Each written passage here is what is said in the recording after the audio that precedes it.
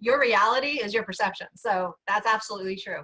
I would say that that's a really great analogy, because again, just like the physical things that doctors check, language is, to me, language does feel physical, so when I'm experiencing somebody's language, I'm taking in information just as a doctor would be taking in with particular numbers that come up when they check heart rate, or particular, beats per minute.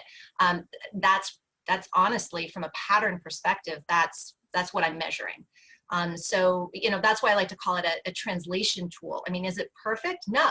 But I think as a coach too, that's the most important thing, is that we don't lead through dictate, through direction. We lead through questioning, right? So where there isn't, I'll always say, for consideration, how does this land?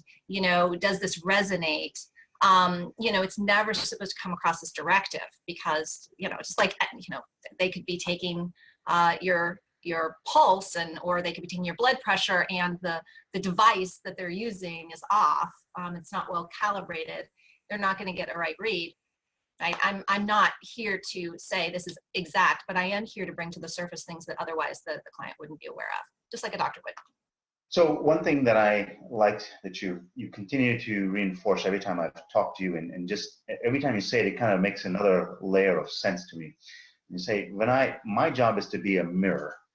And the idea is that if you are, as an individual, getting stuck somewhere, you can't often see where you're getting stuck, because you can't see yourself as others perceive you, or as the world perceives you.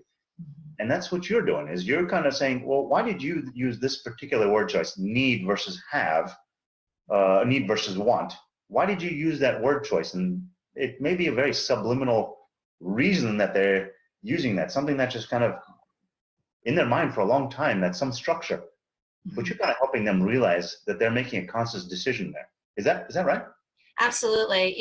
And it's interesting, because obviously I geek out on the language stuff as well. Language holds a resonant point. If they've studied words, and words resonate just like everything else, and they've studied resonant point on anything.